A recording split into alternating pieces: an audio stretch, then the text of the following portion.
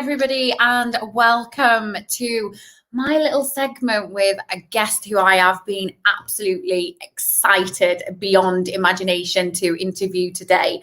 Now, this gentleman doesn't need any introductions. He is the grandson of the legendary Ed and Lorraine Warren of the Warren Files. And if you're part of the paranormal, then you will know automatically who I'm talking about. So I would like to welcome Mr. Chris McKinnell. So hello, Chris. How are you? Great. Happy Halloween. Happy Halloween. And thank you so much for taking the time to spend with us this afternoon. Oh, it's my pleasure. Good. Okay, so we have quite a lot of people who have been asking questions all day. Now, obviously, I've never interviewed you before. I know you've spoken to John and Russ previously, but your grandparents were the iconic Ed and Lorraine Warren, weren't they?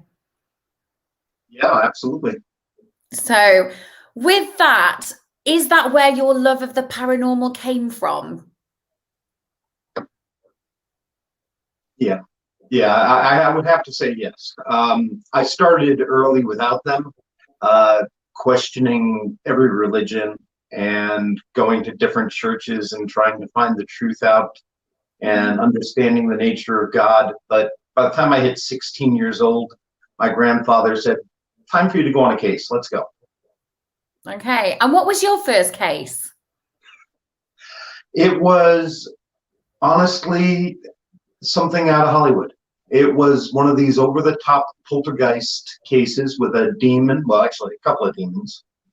And it was in a place in Massachusetts, a small mining town. When we arrived, the husband and wife were afraid to go in without us. The whole house was shaking with the sound of pounding noises and growling and clawing in the walls. And as we took a tour around the little downstairs, most of the furniture had been removed because it kept flying all over the place. Wow. And when we were going up the stairs, the walls were shaking because they were being hit so hard. The crucifix in the bathroom was upside down. I mean, you couldn't get more cliche if you tried. My grandfather had me sit in the master bedroom in the dark and wait to see if something happened. And I did that for an hour, listening to the pounding and the clawing and the growling. And I'm like, Gramps, I hear this. I was like, okay, Chris, let us know if you hear anything else. And that went on for about an hour.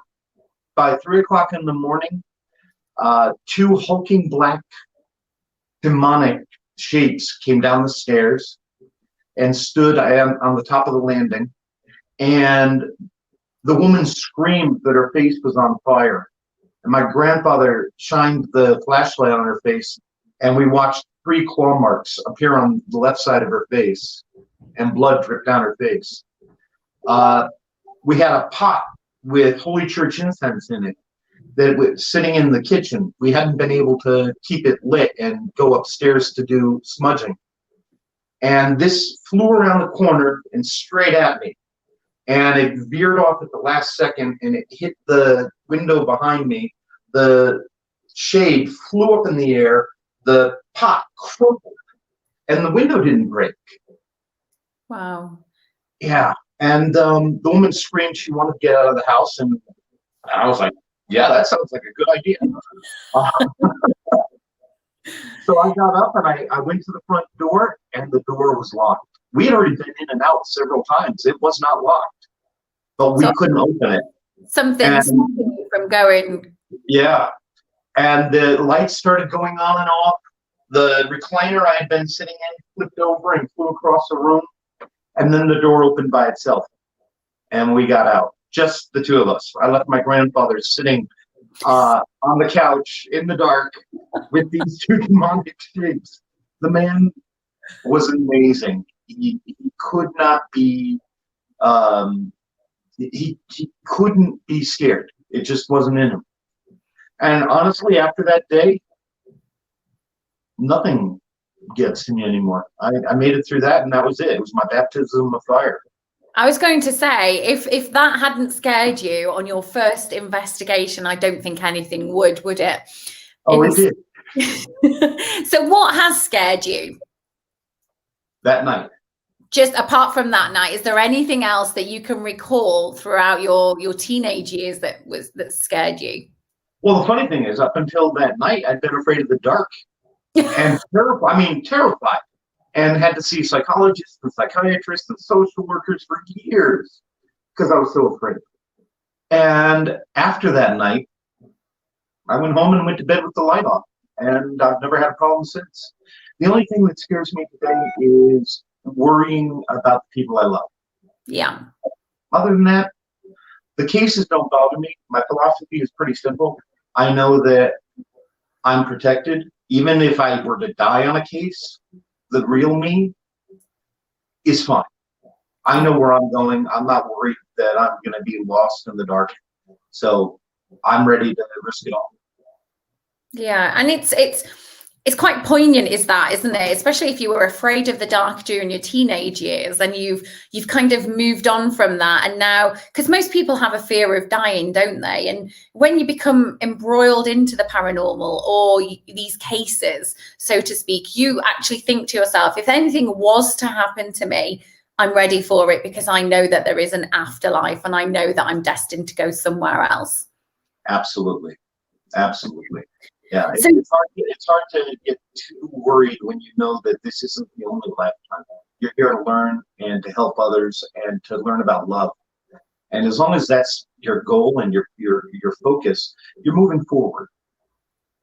Yeah, totally agree with that.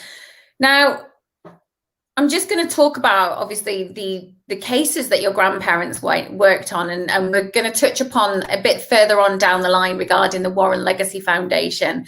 But your grandparents in 1952 founded the New England Society of Paranormal Research, and they investigated some really high-profile cases, which have spurred on to become high-profile movies.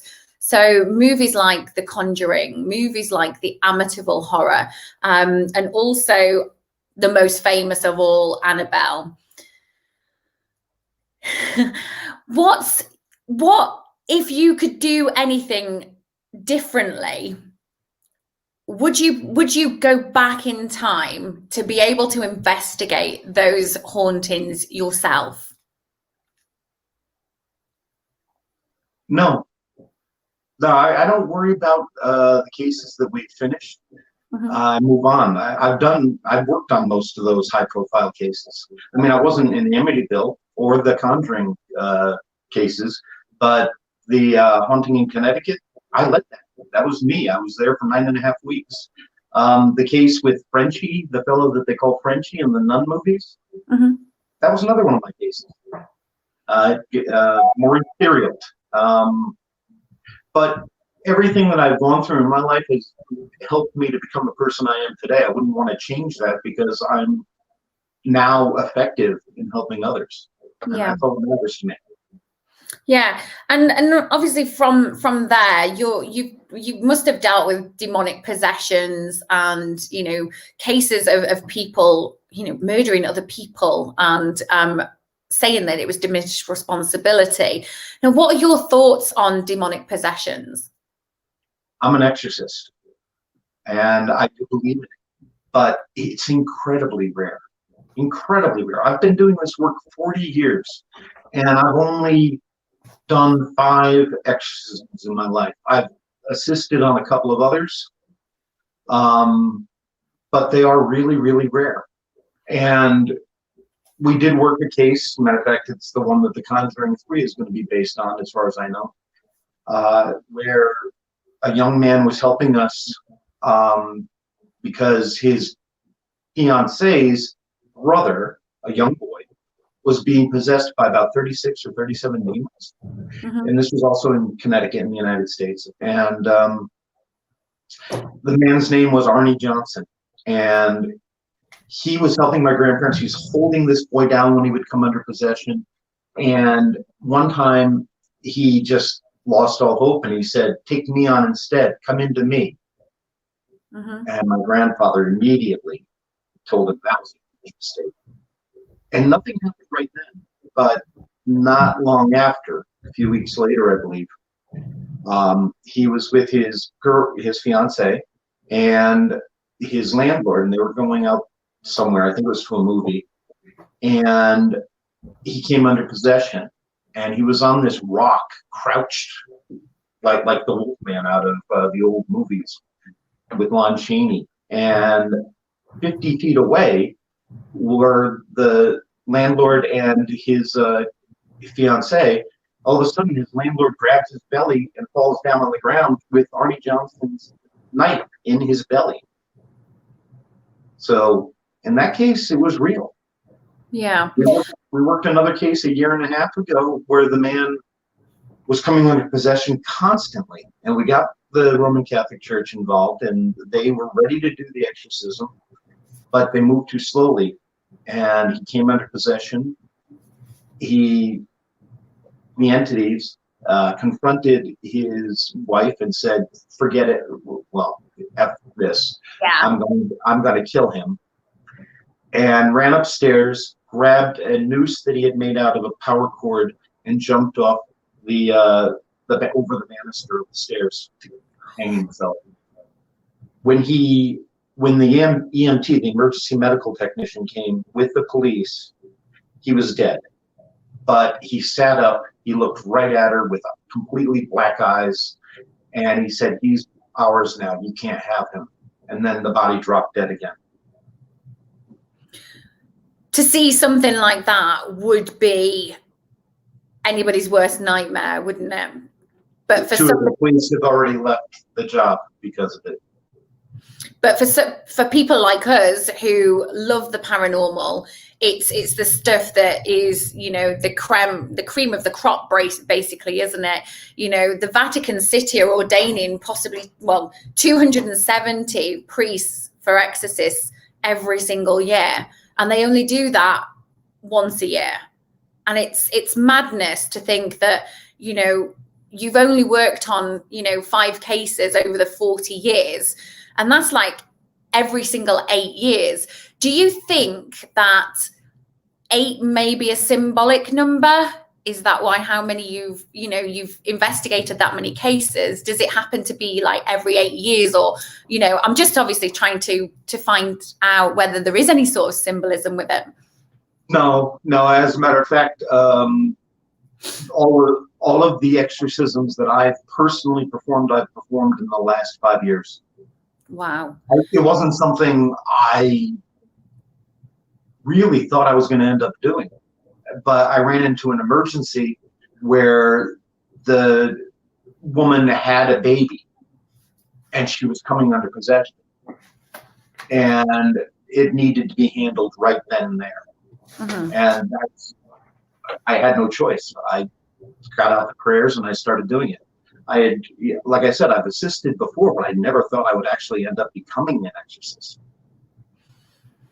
Do you think that would have been a natural progression for you, though? Do you not think that we have our own calling, don't we, in the paranormal? You're either an investigator or you get split down these little paths, don't you? Do you think eventually that should have been your calling? I don't know. I'm very careful about the whole idea of labeling myself. I don't like that when people like to pigeonhole you and say you're this or you're that or you're this other thing, and then that limits you. We've got the Warren Legacy Foundation for Paranormal Research, which is a worldwide organization that helps people. We're not everywhere yet, but we're working on it. Okay. And that seemed to me to be the progression that I figured I would go in. Mm-hmm. Doing something where we're really reaching as many people as we can, helping to educate the next generation of investigators, instilling some ethics and professionalism, and educating the public. So maybe, we have far fewer cases. That would be nice. Yeah. That's where I saw myself going. Up until I was about 50 years old, a bit older than that, I always had trouble with my faith and questioned it constantly. And so the idea that I was going to end up an exorcist really would have astounded me 10 years ago. Yeah. But I want to word this in such a way so that it doesn't come across as being religious or because, I mean, being in the field, you have to have some belief system of, you know, the good against the evil, because there is evil in everything, isn't there? It's not just the paranormal, it's just in life in general. Now, you know, it's like Tasha has actually said on the stream, and I can't actually flick back to it now, but she said, if a gentleman was to kill somebody and he came back, would he have the potential to be kind of demonized by the underworld? So we're talking about a murderer who has now died. Could he become demonic? Yeah. No, I don't believe that. A human spirit can become very powerful, but I've never seen a human spirit that could manipulate reality the way anything inhuman can do. Those things are real energy. The amount of energy that an inhuman spirit has is beyond anything a human spirit can do. I've seen human spirits pull poltergeist phenomena and throw things around. I've certainly seen living human beings who can tap into things and do the same. Throw a bed across the room with people on it. You know, that I believe in. But to flip it a little bit, the other thing I would say, and you had made this comment earlier, I've never seen anything demonic that was half as evil as what a human being can do to another human being. Yeah. It is true though, isn't it? My mother always told me when I was a child that I should be more afraid of the living than I should be of the dead. Absolutely. Yeah. Do you think that with these possessions, do you think that mental illness may play some form of part? You know, just a slight, if an entity saw a slight chink in somebody's well-being, do you think that they would exploit that, and that's why these possessions happen? Absolutely. These things are predators, and they always go for the weak. And I have found, and this is something that my grandparents always looked for the reason that things happen, you know, and often it was the Ouija board. About 70% of the time, somebody used a Ouija board or tried to contact a spirit, and they opened a door and couldn't control it. That's the way it used to be. I have found that there's always an underlying issue that makes that person vulnerable. Mental illness, drug abuse, anxiety, just interpersonal conflicts at home, and then they move into the wrong place and it becomes a perfect storm. You know, most people can use a Ouija board and never get any activity whatsoever. Same thing with doing a seance or automatic writing or any form of spirit communication. But if you happen to be that one person, it's Russian roulette and you can get very badly hurt. Yeah. And I think, you know, you just touched upon the Ouija boards there, and, you know, the stigma that's attached to those boards at present is that nobody should touch them. And, you know, everything that happens that is, you know, negative comes from these Ouija boards, which, you know, well, you're probably of the essence that I am, is if you respect the board and you open and close the board as you should, then nothing negative will come through that portal, will it? No, actually, I'd have to disagree with you, Joan. It has far more to do with who you are. And if you're the wrong person and you open that door to the other side, you've then given up any protections you've set in place. You've thrown them away. That was your free will to do that. And if it wants, and it does sometimes, it's going to latch on. and may try to do it innocently at first and act like it's a child who's lost or something. That's pretty typical. But eventually it's going to turn dark. So no, here's the thing. If you're a medium, then the smart way to be a medium, in my experience, is you talk to the spirit that comes to you. You don't yell out, "Hey, Uncle Fred, I'm looking for you. Come here, Uncle Fred," because then you're just asking for anything to come through. Yeah. You talk to the spirit that's there. Spirit communication for the lay person is incredibly dangerous, and I don't recommend it for anybody because they don't have the experience. They don't know what they're doing, and again, if they're the wrong person, they can get horribly, horribly hurt. Mm-hmm. Well, it's funny because the Ouija boards have this this stigma attached to them because of quite a lot of Hollywood movies, don't they? They do. And it's not the board. It's not a spirit board. It's not these white noise machines or anything else. It's simply your act of trying to communicate with the spirit world. You are literally using the law of attraction to bring it to you. You're giving recognition to these things. You're opening a door and allowing them to come to you.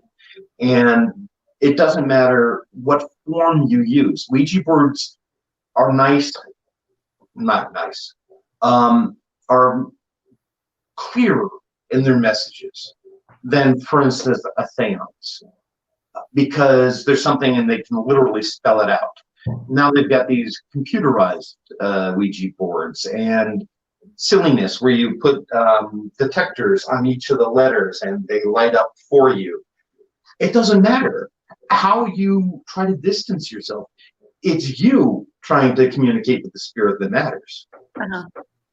So basically, that's been my experience. Yeah, we are conduits though, aren't we? We are our own conduits, and if we're inviting something in, you just have to, well, I've always been brought up, if you give with love, you receive with love. But I know that that's not true, because obviously there are negative entities out there, and there are, horrible things out there. I mean, why do these entities scratch us? Why do they, throw things? Why are there poltergeists?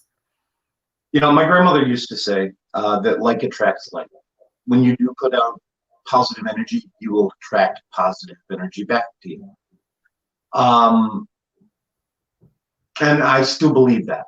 But my grandfather, on the other hand, used to say, people would ask him, why? Why do you get attacked? Why do you have these experiences and we don't? Mm-hmm. And the thing is, as he put it, if you want to hunt tigers, you have to go where tigers are.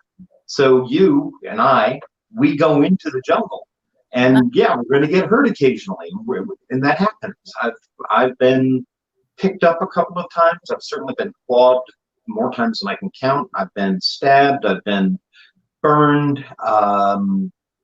What else? I've had the gas turned on my stove without the pilot light going on repeatedly during one case. The car not working many times. Another time I had just broken a curse, and the entity was a little pissed off, and the brakes went on the car, and we slammed and got in an accident. So it happens.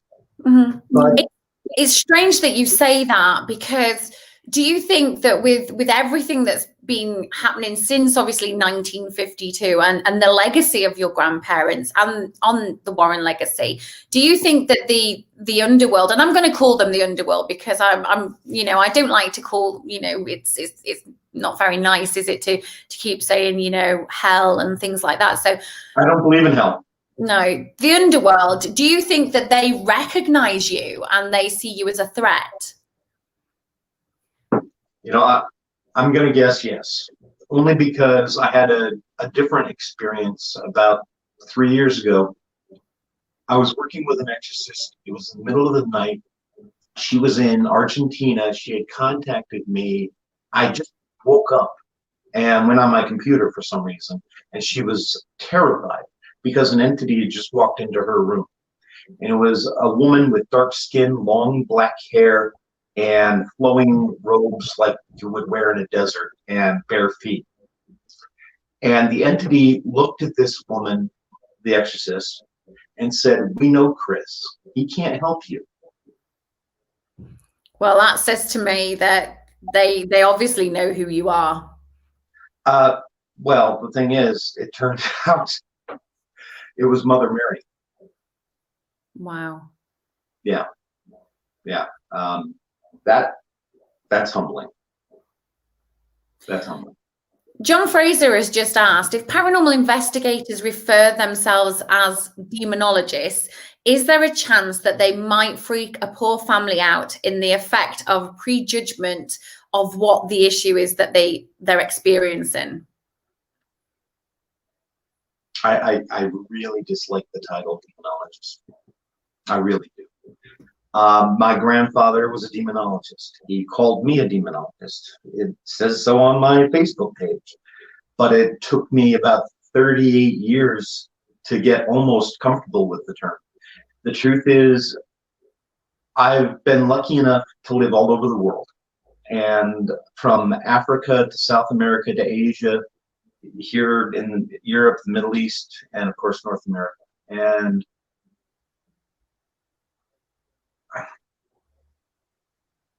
the paranormal is different everywhere. The reason I said earlier I don't believe in hell is I don't believe that any one religion is correct. Mm-hmm. I think religion can lead you to a spiritual connection to God, but it's not necessary for a spiritual connection. I don't have any problem with my faith now. I accept that I'm never going to understand the mind of God, and that has helped my faith be strong. Mm-hmm. That he's so far beyond anything I'll ever be able to possibly conceive of. That's okay with me. And Jane Rowley has said, how are people to learn about the spirit world if the advice is not to communicate with them? My focus and the focus of the foundation, even though we are a research foundation and we do want to gather information, our primary focus is on helping people. I believe that when we have a unified field theory in physics, right now there's a divide between quantum physics, which is the physics of the subatomic, and Newtonian physics, or the physical world. Uh-huh. And there's a gap there, and we don't understand why. Our theories don't match. When we unlock, when we have a theory that makes sense and truly works, that can be tested, I believe that will start opening up the paranormal to us. I don't think it's going to happen in my lifetime. No, I can be wrong. These scientific revolutions happen all the time, so it is possible. But how do you learn? It isn't through going into abandoned buildings and stirring up things. It isn't in going into a person's home to gather video evidence that you then can put on YouTube. It isn't. Your job, if you're going to be a researcher, should be focus on the family, the victim. They are the people that you're there to serve. And it should be done in private. We should be treating it as if we were medical professionals, and we don't put our patients on the air. Yeah, I totally agree with that. I think if there is any house cases or private cases, they should remain anonymous, because it's like you say, you wouldn't want your medical records being banded about everywhere. But I totally agree with that.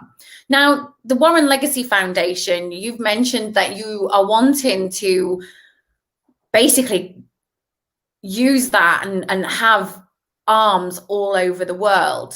How are you going about that, and how do you source the people who are going to become these arms? People do find us, but on occasion, I go looking when I have an interaction with somebody. If I really feel that they've got something to offer, then I suggest that they put in an application. our focus is always on the client, like as I've mentioned repeatedly. So it isn't an easy thing to become a member of the foundation.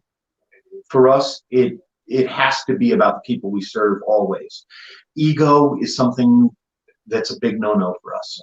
If you're out there just trying to make a name for yourself, then you're missing the point, and you're probably not effective at what you do anyway. Right now, we're pretty well covered in the United States, and we've got several teams in Canada, several in Great Britain, a couple in the Czech Republic and in Poland. We're in Hong Kong, several South American countries and Central American countries, and several in. We've got a few teams in New Zealand. Trying to think of anywhere else. India. We're getting out there. So do you just employ the teams, or do you have just standalone individuals as well as part of the foundation? Yeah, we also have individuals, although one of our main rules is no one ever goes in alone. So if you're an individual that I'm working with and you're one of our team members, I will put you together with other people and send you on a case. That's amazing. That's absolutely amazing. And I know that you're you have Catherine Cyrilos and also Michelle Roos, who are part of your foundation. Fantastic ladies, absolutely amazing. And you know, watching the live tour last night was phenomenal. And you know, I'm so glad that they were part of this as well. And Catherine as well, doing her readings was just another one as well. It's amazing. She has so much more to offer. I mean, that woman is unbelievable. The two of them, I couldn't do this without them. They are a godsend. And they are two of the most talented mediums I've ever seen in my life. I mean, they would give my grandmother a run for her money. That's a bold statement. Yeah, my grandmother was the best. Hands down, the best. These ladies are amazing. They are amazing. I saw some of the readings yesterday, and it was unbelievable. So I was fun again and again. It was. But your foundation. So you mentioned that you help people, and you've got all of these arms all over the world now. What's your most memorable case that you've helped? And I know you say that you don't like to put things out there that are private, but obviously the backbones of an investigation. Can you discuss those? Sure. Yeah, no, we use our cases to educate the public. And if somebody comes forward publicly, then we feel it's okay to talk about them. Mm-hmm. But the ones that stand out for me are the ones where things did not work out the way we would have hoped. So Maurice Theriault, he was coming under possession. I was there for it several times.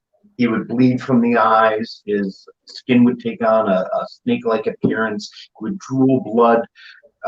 Things would be scratched into his back like crosses on his back. Words in French would be on his back, clawed into his back, and yet he was completely illiterate. And his family didn't speak French. So they would read it to him, and he'd tell them what it said. But I was there for his exorcism. As a matter of fact, my grandfather was having a heart attack during the exorcism. We didn't know it, but he ended up in the hospital the next morning. In the video, you hear my grandmother say to him, "Ed, why don't you have a banana? Maybe your potassium is low." No, he was having a heart attack during the exorcism. Wow. And a few years later, Maurice, even though the exorcism went well, a few years later, he succumbed to the things from his past again, the darkness. He came under possession, and he duplicated what his father did. He waited for his wife to come home. He shot her. In this case, he blew off her arm. He dragged her into the house. And he sat with her for a while, just looking at her under possession.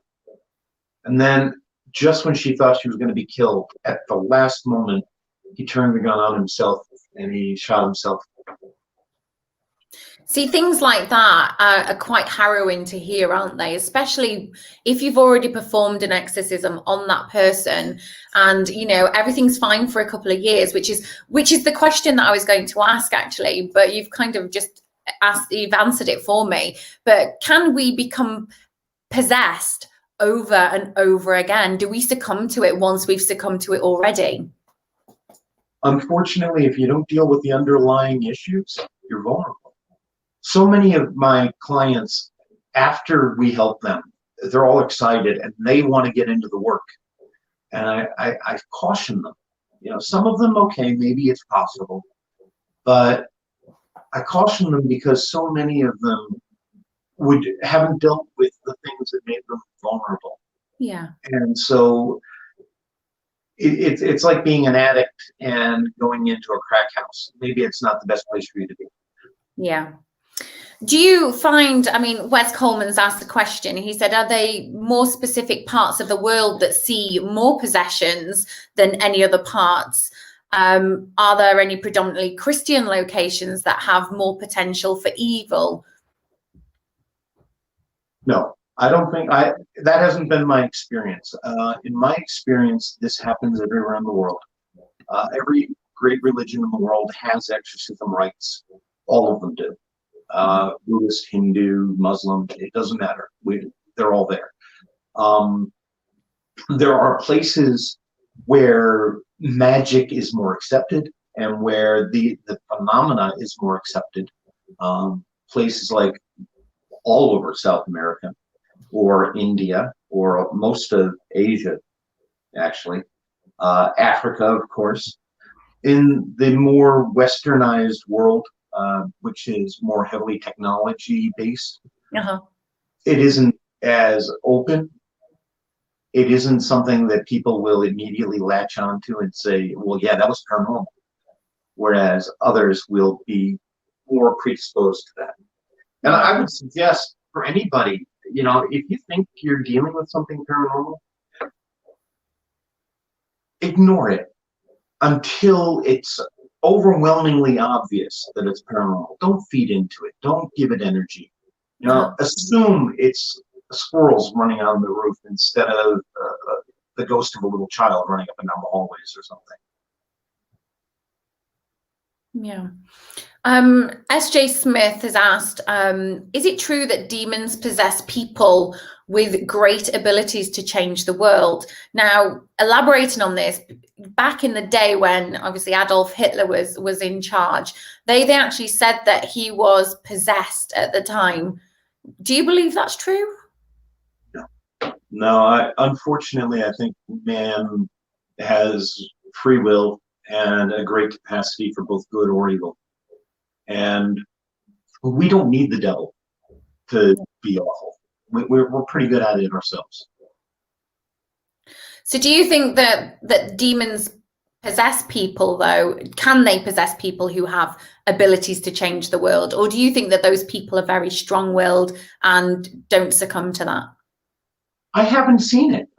I haven't seen any evidence of that. So I would have to say, given the information I have, I don't see that, no. Okay. No, it's usually somebody who's vulnerable. It's somebody who isn't going to make an impact on the world, but is important to their family. And they want to destroy that. They want to destroy those connections. Yeah. And even when they are possessed, they are making an impact on the world, though, aren't they? They're making an impact on their family, on their friends, on people like us who go in to investigate the claims of possessions. And ultimately, it's down to people like you who make the biggest impact, isn't it? By casting out these demons. It's not me. And that's important. It's definitely not me. Yeah. It's God. And if you ever get so much ego that you think you're going in and you're fighting a demon, then you're exposing yourself to some real danger there. This isn't a time for anything other than respectful awe, knowing that it isn't you, and when you're going in there, you are only a conduit. Uh-huh. Okay. So you said that you struggled with your faith, and when you were growing up, what actually made you believe in your faith and in God itself? A lifetime of searching. I mean, I've lived in Jerusalem and in a couple of Muslim countries and Buddhist countries, and I've studied with everybody. I've been lucky enough to meet the Dalai Lama. Bishop Robert McKinnell is one of the other two holiest people I could possibly point out to anybody. But I never was comfortable with religion. I studied them all. I wanted to believe in any one of them I could. I envied everybody that had faith. And I had an epiphany.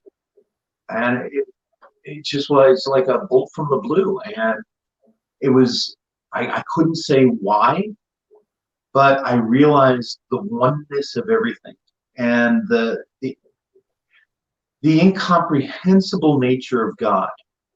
You know, when we talk about things like, for instance, you just said that the possessed have an impact on their families and on researchers and on me and everybody else. Yeah, and sometimes I think of God as like a weaver, mm-hmm. and we have to accept that we are only threads in his tapestry. Yeah. And we don't know where those threads need to go. We don't know the whole big picture, and that's okay. That's actually where my faith comes in, is understanding that I don't know why all of this happens, but I have to have faith that there is a good reason for it. Even when evil things happen, good can come out of it. World War II was horrific, but it gave us the United Nations. It gave us a more coherent world that wants to make sure these kinds of tragedies don't happen again. Will we learn? Will we avoid them? I don't know. I hope so. Mm-hmm. But I think that every time something bad happens, it's just opportunity for us to learn. Yeah. Do you find, since we've had the pandemic of this year, have your cases risen or have they depleted? Oh no, every single investigator I've spoken to has talked about the huge uptick in cases. And I think that's because everyone is stuck at home. They're more anxious. They're more worried. And the spirits in the home are like, what the hell's going on here? Why is there so much energy? Why is there so much anxiety and depression? And I think it's really stirring up the spirit world. Yeah. Yeah. Well, it's horrific at the moment, isn't it? It's because, you know, we don't know if jobs are safe. We don't know, you know, people are worrying about where they're going to fund their mortgages, their homes, their lives, you know, people who have children. So I'm not surprised there is, you know, an enormous amount of, you know, anxiety and things like that. But how do you see this going? Do you think the COVID pandemic is a little bit like World War II? Do you think that it was destined to happen? Well, I've been expecting this for a long time, since my 20s when I was in Africa. I've been waiting for a course correction because we are on a really, really bad path, a very destructive path in this world. The environmental changes, the breakdown in civility in our cultures, the rise of the strong right-wing parties all over the world. It's a scary time. And I would love to believe that COVID would be enough to bring us all together, but that's not what I'm seeing. I'm seeing it become politicized, tearing people apart, you know, maskers versus anti-maskers, and, you know, this is all a big plot and all this other absolute absurdity. And I realize how odd it is that a guy who is talking about the paranormal is having a debate about the absurdity of ordinary behavior. But this behavior, though, we talked about obviously the possession, and we talked about, you know, those little chinks that are in, you know, in our armor, that, you know, this pandemic, like you've just said, people are spending more time together. They're spending, you know, they're worrying about what's happening. And if that chink in the armor is just not quite right, they could be susceptible to some form of, you know, depression, which then could lead into, you know, even further depths of, you know, mental illness, but also make them susceptible to those from the underworld. Yes, absolutely true. 95% of the cases that come to us are mental health issues or completely natural. Mm-hmm. The other 5% are paranormal. And since COVID happened, I would have to say it's closer to 15 to 20% of our cases are actually paranormal, because yes, all of the same underlying issues have been there forever, but this is really making it much worse. Mm-hmm. It is, and it's right now. It's a tough time for everybody all over the world, isn't it? You know, we've got Irene Takura, who's from Japan at the moment. She's on the live stream, and she's telling us that more people are committing suicide because of COVID. Which, you know, do you believe that when these people do commit suicide, is that their kind of, it is their way out, but do you think that they could potentially have been told to do that? Potentially, anything is possible. That's something I've learned. I always worry about people who commit suicide, because, and this isn't a hard, fast rule, and I want to caution people, because I'm not saying that your loved one who committed suicide is in this situation. I'm not saying that. But often, a person who's so desperate to commit suicide to end it all is pretty darn shocked when they've killed themselves and they're still there. And that can drive them into denial. That can drive them to just run home and try to hide. And they can become very, very lost, and it can be very hard for them to pass over because they're now in such denial. Uh-huh. That's not always the case, but boy, if there's somebody out there who's really struggling with COVID, you know, there are resources available to you. There's crisis management, mental health organizations out there all over the world. Please get the help you need. And but everybody understands right now, because we're all going through this together. Yeah, we are. And it's, you know, it is a horrible pandemic, but, you know, if we're all united, we will all, you know, we will all get through this. And it'll be on to the next thing, though, then, won't it? It'd be, you know, who's to say what's going to happen in the next 5 years? Who's going to say what's going to happen in the next 10 years? You know, we're under constant threat all the time, aren't we? You know, not just paranormally, but just in everyday life. But, you know, the overall arc of history is we are improving. There are fewer wars than there were 100 years ago or 200 years ago. Violence isn't as common. We are actually we are building a better world. But boy, we're doing it slowly. Yeah. So touching upon the future for you, Chris, what have you got in your pipeline? COVID is a pain in the ass. I just spent the last 7 months in lockdown in Rio de Janeiro, because I tried to come here to Scotland and I couldn't get here. Now I'm here, and I was hoping to do an exorcism down in the London area, but I can't get there. I'm supposed to be working at a place in Ireland helping with a haunted rectory. I can't get there. And we've got another case in Germany with a, honest to God, Nazi summoned demon in the shape of a little girl. And I can't get there either. My hope is that COVID will be under control, and by April, I will be in a car that I'm going to get here, and I'm going to drive to India. Wow. And along the way, I'll do lots of videos and check out plenty of hauntings and learn as much as I can. I'm giving myself anywhere between 3 and 6 months so I can learn as much as possible. Yeah. Catherine's just said, don't forget Orkney Island. Oh, yeah, we have that one too. That's right. So it sounds like you're very busy with kids. There are many others, actually, but those are the ones that we should have been able to have gotten to by now, and unfortunately, we're in lockdown again. So Sarah's just mentioned she was saddened to find out that you couldn't go to an event in Stourbridge. Is there any plans for you to go back to do that event? If they ask me to, and if I'm available, I'll definitely be there. I would love to. I'm supposed to be doing one the last week in March at a haunted former brothel and speakeasy in a place called Rock Island, Illinois.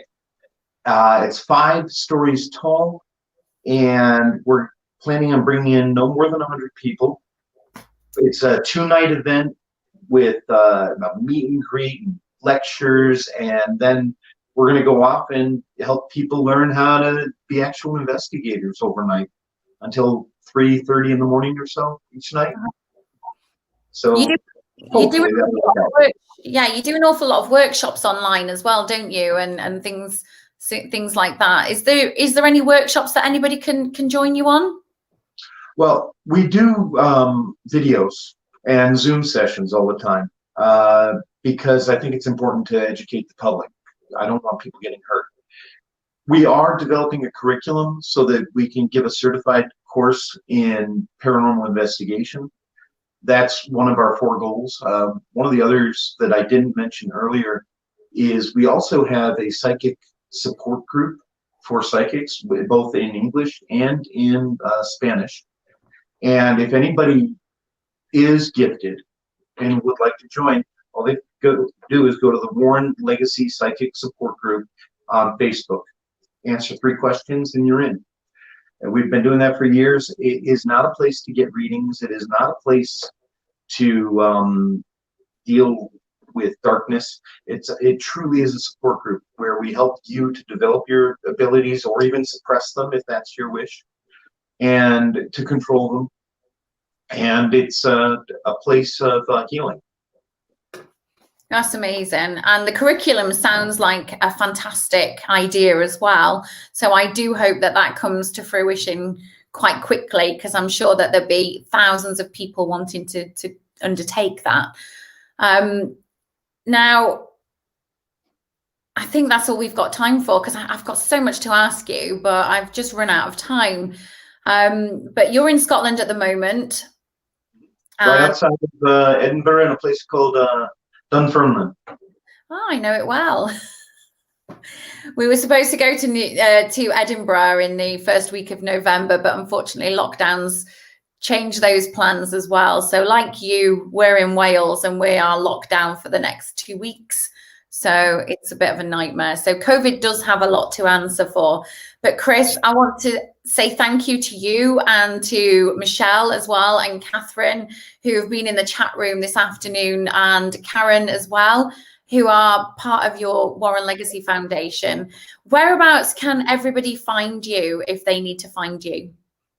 You can find me at Chris McKinnell on Facebook, also the Warren Legacy Foundation on Facebook. You can write to us at warrenlegacyfoundation@gmail.com or chrismckinnell01@gmail.com. If you want to watch some of our videos, we've got over 70 of them on all of our different cases that we're able to talk about, every topic you could imagine. You'll find those on YouTube on the Warren Files. That's amazing. But everybody's commented on how interesting the chat was this afternoon, and it was a brilliant watch from a couple of people in the chat room as well. So I just want to say thank you very much, Chris, for joining us this afternoon. Now up next, we've got Kate Ray, who is going to be talking all about the Fae, and be sure to check her out. She's coming up in just under 4 minutes. Take care. Thank you. Bye-bye. Thank you, Jolene. Thank you, everyone.